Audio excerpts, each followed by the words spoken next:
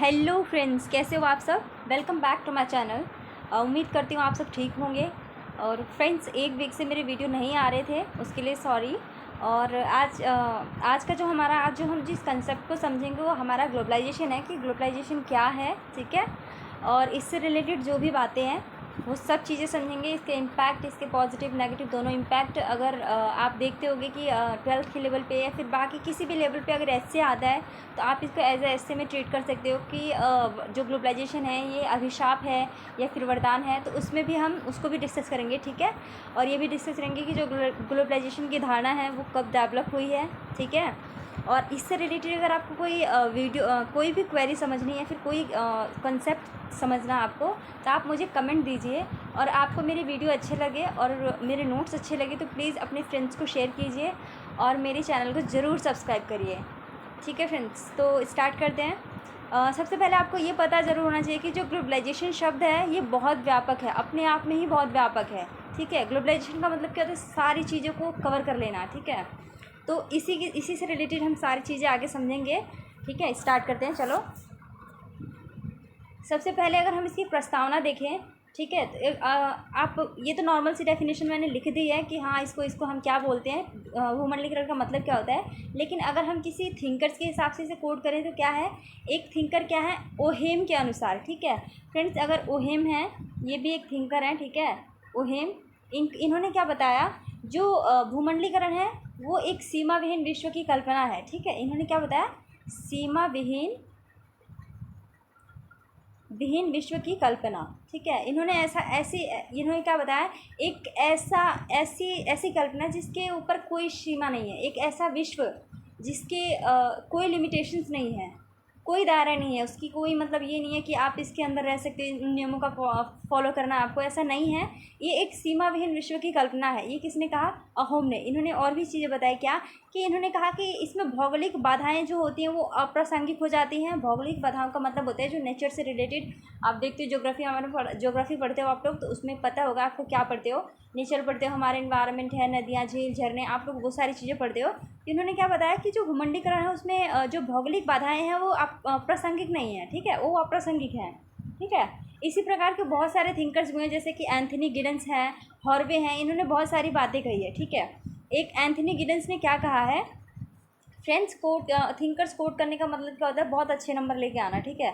तो अगर आप थिंकर्स को कोट करके किसी आंसर को लिखते हो ना तो वो काफ़ी मतलब अच्छा होता है, ठीक है। तो एंथनी गिडन्स एक थिंकर हैं, ठीक है। इन्होंने देखो क्या कहा,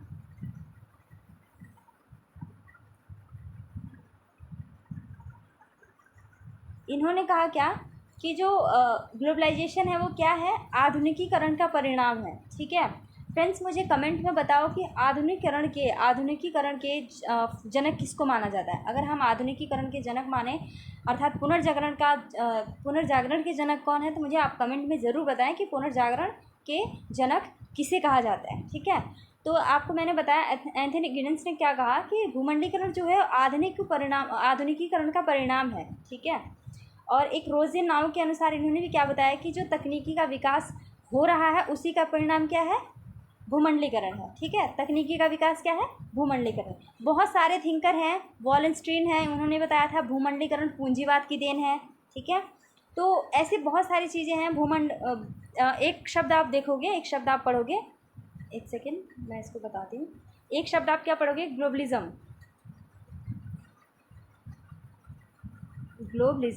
फ्रेंड्स, इसका मतलब क्या होता है, यह एक विचारधारा है, ठीक है, जिसके अनुसार क्या होता है, विश्व में क्या होता है, वस्तु का, ठीक है, वित्त का, सेवा का, ठीक है, इन सभी का आदान प्रदान होता है, एक दूसरे से इन सभी का आदान प्रदान होता है। अगर मैं सीधे से आंसर आपसे पूछूं कि ग्लोबलाइजेशन क्या है या ग्लोबलिज्म क्या है, तो आपको क्या बताना है कि जो ग्लोबलाइजेशन है फिर ग्लोबलिज्म है, ये एक विचारधारा है जिसमें वस्तु, वित्त और सेवा का आदान प्रदान होता है, ठीक है। अब जो हमने लिखा है डेफिनेशन वो पढ़ लेते हैं। देखो मैंने क्या लिखा है इसमें, भूमंडलीकरण आर्थिक, सामाजिक, राजनीतिक एवं सांस्कृतिक समायोजन की एक प्रक्रिया है। जिसके परिणाम स्वरूप विश्व एक दूसरे के निकट आए हैं। ठीक है फ्रेंड्स, और जो भूमंडलीकरण शब्द का प्रयोग है आप 1990 में भी देखोगे। अगर सही तौर पे देखा जाए कि बाकायदा ग्लोबलाइजेशन कंसेप्ट कब आया तो 1990 में आया, लेकिन इससे पहले अगर हम कहें कि ग्लोबलाइजेशन नहीं था तो ये गलत होगा, क्योंकि इससे पहले बहुत ग्लोबलाइजेशन था। ठीक है फ्रेंड्स, अब इससे पहले ग्लोबलाइजेशन क्यों था, मैं ऐसा क्यों कह रही हूँ, क्योंकि ये एक आकस्मिक घटना नहीं है कि ग्लोबलाइजेशन अचानक से आ गया, ऐसा नहीं है। ठीक है, आप इसे बहुत आरंभिक शताब्दी में देख सकते हो। ठीक है, जिसमें पश्चिम के भूमध्य सागरीय क्षेत्र से लेकर पूर्व में चीन तक के व्यापारिक नेटवर्क का विकास हो रहा था। ठीक है, इसी के एग्जाम्पल है आपके रेशम मार्ग जो है वो इसी का एग्जाम्पल है ग्लोबलाइजेशन का। ठीक है, जिसने विभिन्न देशों को एक दूसरे से जुड़ने का मौका दिया था। ठीक है, और ऐसे भी इसी काल में कितने ऐसे धर्म डेवलप हुए हैं जो अलग अलग देशों में अलग अलग राज्य में जाके फैले हुए हैं। जैसे कि आप बौद्ध धर्म को ले लो, भारत से कहाँ फैला, श्रीलंका में, फिर दक्षिण पूर्व एशिया में, चीन में गया, पश्चिम एशिया में गया, मध्य एशिया में गया। तो भूमंडलीकरण ये नहीं है कि कोई अचानक घटी घटना है, नहीं, ये बहुत पहले से आ रही है। लेकिन अगर सही तौर पे देखें हम इस शब्द का विकास कब हो रहा है, ये अवधारणा कब आ रही है, तो 1990 में आ रही है। ठीक है फ्रेंड्स, कुछ फ्रेंड्स मानते हैं कि इसकी शुरुआत, जो इतिहासकार हैं तो वो क्या मानते हैं कि इसकी शुरुआत कब हुई थी, 15वीं शताब्दी में, जब पश्चिम में लैटिन अमेरिका से लेकर पूर्व में चीन और दक्षिण पूर्व एशिया तक के व्यापारिक नेटवर्क का विकास हो रहा था। तो इस टाइम पे क्या हुआ, ग्लोबलाइजेशन का डेवलप हुआ, जो ग्लोबलाइजेशन का कंसेप्ट है वो आया। ठीक है फ्रेंड्स, आगे चलते हैं। फ्रेंड्स, अगर जो समझ में ना आए मुझे प्लीज़ पूछ लेना, और मेरी वीडियो अच्छे लगे तो प्लीज़ अपने फ्रेंड्स में शेयर करना। ठीक है, न्यू चैनल है तो मुझे आपकी सपोर्ट की ज़रूरत है। आगे चलते हैं। अब देखो, जो भूमंडलीकरण आया तो उसको प्रेरित करने वाले क्या कारक है। आप किसी भी चीज़ को पढ़ोगे तो उसके मल्टीपल डायमेंशन को पढ़ने का मतलब होता है। ठीक है, आप किसी चीज़ को पढ़ते हो तो मेरी ये एडवाइस है कि आप उसको मल्टीपल डायमेंशन के नज़रिए से देखो। ये नहीं है कि आपने उसका कोई एक कंसेप्ट उठाया और उसको डिफाइन कर दिया, नहीं, उसके मल्टीपल डायमेंशंस क्या हो सकते हैं उसको सोचो, क्रिएटिव बनाओ अपने आंसर को। ठीक है, तो अगर हम भूमंडलीकरण को देखें तो हर किसी के पीछे एक रीज़न है। तो हम कहते हैं ना कि ये युद्ध क्यों हुआ, उसके पीछे क्या रीज़न है, प्रथम विश्व युद्ध हुआ तो उसके पीछे क्या रीज़न है। तो भूमंडलीकरण आया भी तो इसके पीछे भी तो रीज़न होगा ना, इसके पीछे बहुत सारे रीज़न है। ठीक है, जैसे आप देखोगे जो वर्ल्ड बैंक है या फिर IMF है, इनकी भूमिका रही। ठीक है, MNC जो कंपनियां थी इनकी भूमिका थी, और क्षेत्रीय स्तर पे जो साफ्ता है यू है, इनकी भूमिका थी। USSR का विघटन है। फ्रेंड्स, मुझे कमेंट में बताओ नाफ्ता, साफ्ता और यू की फुल फॉर्म क्या है। ठीक है, इसके अलावा अगर आप देखोगे सही मायने में भूमंडलीकरण का विकास प्रेरित करने वाले कारक कौन से थे, तो आप इसमें युद्ध भी ले सकते हो, जैसे कैथोलिक का हुआ, प्रोटेस्टेंट आंदोलन हुआ, सामंतवादी समाज का देख सकते हो आप लोग। ठीक है, मध्यकालीन समाज को देख सकते हो। तो सामंतवादी समाज को अगर हम कहें तो उसको ऊर्ध्वाधर बोलते हैं। ठीक है, सामंतवादी समाज को हम क्या बोलेंगे, ऊर्ध्वाधर, अर्थात पिरामिड। ठीक है फ्रेंड्स, अगर सामंतवाद को हमने डिफाइन करना है तो उसके एक पिरामिड स्ट्रक्चर को बनाना होगा, जिसमें हमें सामंत को, किसान को, ज़मींदार को और किसान, इन तीनों को दर्शाना होगा। वो क्या है, सामंतवाद है। तो ऐसी धारणाएं थी जिन्होंने कहीं ना कहीं भूमंडलीकरण के रास्ते को प्रशस्त किया। ठीक है, आगे चलते हैं। देखो, अगर हम भूमंडलीकरण का पहले तो पॉजिटिव इम्पैक्ट देखें फ्रेंड, इसका पॉजिटिव इम्पैक्ट क्या है, तो आप हमेशा याद रखना नेगेटिव पॉजिटिव दोनों पढ़ना हमें। ठीक है, तो अगर हम इसका पॉजिटिव इम्पैक्ट देखें आर्थिक स्तर पे, राजनीतिक, सामाजिक और सांस्कृतिक स्तर पे, तो हम देखते हैं कि इसके पॉजिटिव और नेगेटिव इम्पैक्ट क्या हुए मल्टी डायमेंशनल फील्ड्स पे। देखो, मैंने किसी एक डायमेंशन पे नहीं बल्कि मल्टीपल डायमेंशन पे फोकस किया है, और मैंने स्टार्टिंग की डेफिनेशन में बताया कि इन्हीं का समायोजन क्या है, आर्थिक, राजनीतिक, सामाजिक और सांस्कृतिक का ही समायोजन क्या है, ग्लोबलाइजेशन है फ्रेंड्स। ठीक है, बहुत इजी लैंग्वेज में समझा रही हूँ, जो नोट्स बनाए हैं वो भी बहुत इजी लैंग्वेज में है, आपको पढ़ने में बहुत अच्छा होगा। ठीक है, चलते हैं आगे। देखो, सबसे पहले अगर आर्थिक दृष्टि से हम बात करें कि भूमंडलीकरण का आर्थिक यानी इकोनॉमी के क्या इम्पैक्ट पड़ा है। फ्रेंड्स, इकोनॉमी यहाँ पर बहुत कम समझा रही हूँ, आगे इसका पूरा परिप्रेक्ष्य ले रखा है मैंने, वहाँ आपको समझाऊंगी कि इकोनॉमी का इम्पैक्ट क्या हुआ भूमंडलीकरण पे। ठीक है, तो देखो इसमें क्या है, आर्थिक दृष्टि से विश्व बेहतर एकीकरण हुआ। ठीक है, बिजनेस प्रोसेसिंग आउटसोर्सिंग हुआ, FDI का लाभ हुआ। FDI का मतलब होता है फॉरेन डायरेक्ट इन्वेस्टमेंट। ठीक है फ्रेंड्स, इसका ये मतलब क्या हुआ कि जब अंतर्राष्ट्रीय स्तर पर किसी भी देश से आप जुड़ते हो तो वहाँ के इन्वेस्टमेंट हमारे देश में होता है। जैसे आपको पता है कि भारत विश्व का सबसे बड़ा बाज़ार है। ठीक है, जहाँ पे हर कोई निवेश करना चाहता है, इन्वेस्टमेंट करना चाहता है। तो FDI ऐसी चीज़ें थी जिन्होंने इकोनॉमी को जोड़ दिया। ठीक है, आगे चलो। देखो, अब देखते हैं राजनीतिक में। तो आपको एक चीज़ मैं बता दूं कि जो वेस्टफालिया की संधि है 1648 में, यहीं से अंतर्राष्ट्रीय व्यापार की शुरुआत मानी जाती है। ठीक है फ्रेंड्स, किसकी? अंतर्राष्ट्रीय व्यापार की। अगर कोई पूछे आपसे कि अंतर्राष्ट्रीय व्यापार की शुरुआत कब से हुई या फिर इसका आरंभ कब से हुआ, तो आप क्या बता सकते हो कि 1648 में वेस्टफालिया की संधि से ही अंतर्राष्ट्रीय व्यापार की शुरुआत मानी जाती है। और इसने क्या किया, जो राष्ट्रीय राज्य थे उनको सशक्त किया, राष्ट्रीय से अंतर्राष्ट्रीय स्तर पर जोड़ के राज्य को सशक्त किया। फॉर एग्जांपल एक डायग्राम के थ्रू हम समझते हैं। ठीक है, इस चीज़ को आप ज़रूर याद रखना। अंतर्राष्ट्रीय व्यापार की शुरुआत हुई थी इस दिन से, 1648 से अंतर्राष्ट्रीय व्यापार का आरंभ। ठीक है, अगर हम जैसे कि देखो राष्ट्रीय स्तर पे, जैसे ये देख लो भारत है, ठीक है, या फिर ये देख लो यूएसए है और ये हमारा भारत है। ठीक है, ये यूएसए है और ये भारत है। तो फ्रेंड्स, अगर मैंने ये कहा कि इसका राजनीतिक, आर्थिक, सामाजिक और सांस्कृतिक आदान प्रदान है, तो क्या कुछ संस्कृति इसकी भारत में आएगी तो कुछ इसकी जाएगी, कहीं यहाँ से ट्रेड होगा तो कहीं यहाँ से ट्रेड होगा। ठीक है फ्रेंड्स, एक सेकेंड, हाँ, कहीं यहाँ से ट्रेड होगा। तो ये आपस में जो आदान प्रदान होता है ना, ये चलता रहेगा, ये साइकिल है, एक चलता रहेगा। और ये नहीं है कि सिर्फ अमेरिका से जा रहा, बल्कि हर कंट्री से, हर राज्य से, हर देश से हो रहा व्यापार। ठीक है, व्यापार ही नहीं, बल्कि आज आप देखोगे कि भारत में वेस्टर्न कल्चर को हम ज़्यादा अपना रहे हैं कंपैरिजन टू इंडियन कल्चर को। ठीक है, कहीं ना कहीं हम वेस्टर्न कल्चर को अपना के हम अपने इंडियन कल्चर को दबा रहे हैं। ठीक है, आप एक एग्जांपल लो, जैसे कि फॉरेनर देखते हो, जब इंडिया में आते हैं वो लोग किसी टूरिस्ट किसी जगह को देखने के लिए या फिर घूमने के लिए, तो स्पेशली मैंने ये चीज़ें देखी है क्योंकि मेरे साथ देखा है, मैंने काफ़ी चीज़ें एनालाइज़ की है कि जो बाहर के टूरिस्ट होते हैं ना, वो भारत में आके भारत की संस्कृति को समझते हैं, देखते हैं, उससे बहुत ज़्यादा इम्प्रेस होते हैं। काफ़ी गर्ल्स आती हैं जो भारत की जैसे कि हम साड़ी पहनने से भागना, सूट से पहनने से भागना, ऐसा नहीं है कि आप साड़ी पहनने से या सूट पहनने से टिपिकल हो, ऐसा नहीं है। लोगों की मानसिकता ऐसे, तो हम क्या कर सकते हैं। बट देखोगे आप बाहर से जो टूरिस्ट गर्ल्स आती हैं, वो भारत में साड़ियाँ को पहन के प्रमोट करते हैं। स्पेशली आप घूमने वाली जगह पे जाके इस चीज़ को देख सकते हो कि जो बाहर की लड़कियाँ आती हैं वो भारत में अच्छी खासी साड़ियाँ पहन के उस जगह को घूमती है, फील करती हैं यहाँ को, चीज़ों को। ठीक है, तो हम जितने अपने कल्चर को बढ़ावा ना दे करके हम क्या कर रहे हैं, वेस्टर्न कल्चर को ज़्यादा बढ़ावा दे रहे हैं। ठीक है, प्लस आप देख लो मैकडोनाल्ड, ठीक है, ये सब कहाँ है, ये वेस्टर्न कल्चर है जिसे हम अपना रहे हैं। ठीक है, और हमारे संविधान में क्या है, सबको अधिकार है, जो जिसको जो मर्जी करे, एक लिमिटेड दायरे में रह के। आप कोई फटा जीन्स पहन के आ रहा, तो हम ये थोड़ी ना कहेंगे कि आप फटा जीन्स क्यों पहने हो, उसकी मर्ज़ी है भाई, वो कुछ भी करे, आप रोक सकते हो उसको, वो हेयर स्टाइल कैसा भी बनाए, आप नहीं रोक सकते इसी को। तो यही ग्लोबलाइजेशन है, टाइम के हिसाब को अपने आप को चेंज कर रहे हैं, संस्कृतियों का आदान प्रदान, व्यापार का, संचार का, कम्युनिकेशन का। ठीक है, ये क्या है, ये आदान प्रदान है। ठीक है, मैंने 3 शब्द बताए थे, वस्तु, वित्त और सेवा, इन्हीं का आदान प्रदान क्या है, ग्लोबलाइजेशन। ठीक है फ्रेंड्स, आगे चलते हैं। अब देखो इसका सामाजिक क्या है, तो सामाजिक प्रभाव इसका एक देख सकते हो कि जो श्रमिक हैं इनकी आवाजाही। ठीक है, अब श्रमिकों की आवाजाही कैसे, मतलब जैसे कि आप देख लो, जो विकसित देशों का सेवा क्षेत्र है, जैसे बैंकिंग, बीमा, ठीक है, ये काफ़ी विकसित है, बहुत ज़्यादा विकसित है। जहाँ पे लोग विकासशील जो देश हैं वहाँ के श्रमिक हैं वो कहाँ जा रहे हैं, खाड़ी देशों की तरफ, विकसित देशों की ओर जा रहे हैं। किस लिए, काम की तलाश में, नौकरी की तलाश में। ठीक है, आगे चलो। अब देखो सांस्कृतिक, तो मैंने सांस्कृतिक अभी बताया आपको कि बहुत सारी चीज़ें, जैसे कि ये है हमारा ग्लोबलाइजेशन, ये ग्लोब है। तो अब देखो संचार है, ठीक है, व्यापार है, यातायात है, परिवहन है, प्रौद्योगिकी है। तो इन्हीं सब चीज़ों का इन्हीं चीज़ों का आदान प्रदान क्या है, ग्लोबलाइजेशन। बहुत इजी कॉन्सेप्ट है। ठीक है, बहुत मज़ा आएगा आपको समझ के, आप अगर इजीली समझते तो बहुत बहुत अच्छा है ये। ठीक है, बहुत मज़ा आएगा आपको समझने में।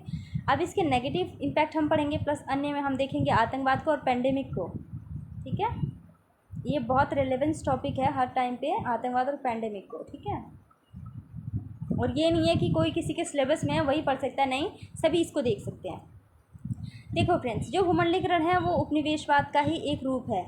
उपनिवेशवाद का मतलब क्या होता है, आर्थिक, राजनीतिक और सांस्कृतिक क्रियाकलापों को प्रभावित करना। ठीक है, अब देखो उपनिवेशवाद का मतलब क्या होता है, ये जैसे मान लो उपनिवेशवाद है, एज अ डायग्राम मैं आपको बता रही हूँ, कोई ये है नहीं कि उपनिवेशवाद ही है। जैसे ये मान लो भारत है, ठीक है, उपनिवेशवाद का मतलब होता है किसी देश में हस्तक्षेप करना आर्थिक रूप से। ठीक है, ये आर्थिक रूप से अपने आप को यहाँ मजबूत करना चाहता है किसी देश में, लेकिन ये क्या करता है, उसके सामाजिक, राजनीतिक और सांस्कृतिक इन पहलुओं को भी ये प्रभावित करते हुए चलता है। ठीक है, हालांकि इसका मेन मोटिव क्या होता है, आर्थिक, जबकि क्या करता है, राजनीतिक, आर्थिक और सांस्कृतिक इन तीनों पहलुओं को भी प्रभावित करता है। अब WTO का मानदंड को देख लो, ये अपने जो भी रूल्स नियम्स होते हैं वो दूसरे विकासशील देशों पे थोपे जाते हैं ज़बरदस्ती कि नहीं आपको इस चीज़ का पालन करना है, ऐसा कुछ। ठीक है, तो ये नहीं होना चाहिए। आगे देखते हैं। अब देखो, जो राजनीतिक क्षेत्र में है तो काफ़ी इसमें कुछ ऐसा नहीं है कि कुछ इस चीज़ का हमें भी कुछ लाभ हुआ है, नहीं, आर्थिक क्षेत्र में जो हुआ है वो हुआ है। आगे देखो, सामाजिक क्षेत्र में देखो तो नस्लवाद देख सकते हो आप लोग, ये बहुत इशू है, इस पर बहुत रिलेवेंट इशू है, इस पर आप लोगों को पढ़ना चाहिए नस्लवाद के बारे में कि नस्लवाद क्या है, कैसे प्रमोट हो रहा है, इसके इम्पैक्ट पॉजिटिव नेगेटिव क्या हो सकते हैं, इसका फ्यूचर क्या हो सकता है। ठीक है, आगे चलते हैं। आगे देखो, सांस्कृतिक, इसके अंतर्गत क्या है, जो पूंजीवाद है ये क्या है, पूंजीवादी एक मूल्य पद्धति है। ठीक है, जिसका नेतृत्व कौन कर रहा है, अमेरिका कर रहा है। ठीक है, और ये इस ग्लोबलाइजेशन इरा में अगर देखोगे सबसे सुरक्षित देश कौन सा है तो आप देख सकते हो USA को सबसे सुरक्षित है। ठीक है, आगे देखो, अगर आतंकवाद देख सकते हो आप लोग, आतंकवाद मैंने इसीलिए इसे डाला है फ्रेंड्स, क्योंकि आतंकवाद भी कहीं ना कहीं भूमंडलीकरण के चक्कर में ही आया है। जैसे कि आप देख लोगे, भूमंडलीकरण से काफ़ी जो अंतर्राष्ट्रीय स्तर पे जो आतंकवाद का प्रभाव होता है वो देखा जा सकता है, और ये क्या करता है, विश्वव्यापी हो गया। आतंकवाद क्या है, आज एक विश्वव्यापी समस्या है, वैश्विक समस्या है जिससे सारा देश जूझ रहा है। ठीक है, और पैंडेमिक के तौर पे मैं कह सकती हूँ कि ये एक नकारात्मक प्रभाव है, क्योंकि इसके काफ़ी रूप देख सकते हैं, जैसे कि आप स्वाइन फ्लू देख लो। ठीक है, स्वाइन फ्लू हो गया आपका, अभी भी देख सकते हो जो अभी कोरोना वायरस चल रहा है, बर्ड फ्लू हो गया, ये सारे इसी की देन है, ये इसी की देन है ना, ग्लोबलाइजेशन की। हम अपने डेवलप के चक्कर में इन्वायरमेंट से खिलवाड़ कर रहे हैं, इन्वायरमेंट को चेंज कर रहे हैं, तो ऐसा नहीं हो सकता ना। तो ये सारी चीज़ें क्या हैं, इसी की देन है। ठीक है, आगे देखो, ये 1900 के दशक में ही क्यों आया, और 1900 के दशक में ही ये वास्तविक था, क्योंकि सोवियत संघ का विघटन हुआ था और शीत युद्ध की समाप्ति हुई थी, इसीलिए इन्हीं दोनों चीज़ों ने और सूचना प्रौद्योगिकी का विकास हुआ, इन तीनों ने क्या करा, इसी टाइम पे क्या हुआ, फिर भूमंडलीकरण के वास्तविक शब्द का प्रयोग किया गया। आगे देखो, अब भूमंडलीकरण का आर्थिक क्षेत्र में प्रभाव देखिए, MNCs की भूमिका बढ़ी, 50% व्यापार का डिपेंडेंसी बढ़ी। ऑफशोर्सिंग प्रोडक्शन का मतलब क्या होता है, अन्य देशों का एक साथ जुड़ाव। ठीक है, और ऑफशोर्सिंग ऑफ प्रोडक्शन का मतलब होता है क्या, कि बहुराष्ट्रीय MNCs के अलग अलग शाखाएं अलग अलग देशों में जाके उत्पादन करती हैं, जिसमें लागत कम होता है और अपनी इकाइयों को स्थापित करके ध्यान देती हैं। ठीक है, मतलब क्या है, कहने का मतलब क्या है, ऑफसोर्सिंग का मतलब क्या होता है, अलग अलग बहुराष्ट्रीय कंपनियां अपनी अलग अलग शाखाएं बना करके दूसरे देशों में जाके इन्वेस्टमेंट करती हैं और अपने फैक्ट्रियां हो गई चाहे काम हो गए वो स्थापित करते हैं। बिजनेस प्रोसेस आउटसोर्सिंग का मतलब होता है तृतीय जो विश्व देश हैं उनसे अपने विशेषज्ञ सेवा खरीदना, जैसे कि सूचना प्रौद्योगिकी। ठीक है, इसी के अंदर आप बैक ऑफिस पढ़ोगे। ठीक है, जो तृतीय विश्व के देशों में बनाना आरंभ किया जाएगा। ठीक है, क्या है, बैक ऑफिस। ठीक है, जिसमें क्या होता है, कंप्यूटर सॉफ्टवेयर, मेडिकल, ट्रांसपोर्ट और कॉल अलर्ट्स के रूप में प्राप्त की जाएगी। ठीक है, अब आगे देखोगे FDI और FPI।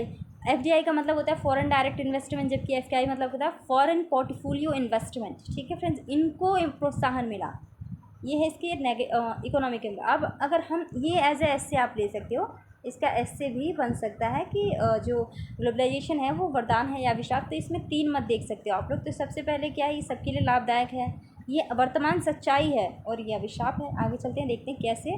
तो देखो, ये लाभदायक क्यों है, क्योंकि इससे सभी क्षेत्रों में वृद्धि हुई है। जैसे विकासशील देशों में काम की वृद्धि हुई है, श्रमिक तकनीकों को स्तर को सुधारा गया, उत्पादन में महिलाओं की भागीदारी को सुनिश्चित की गई है।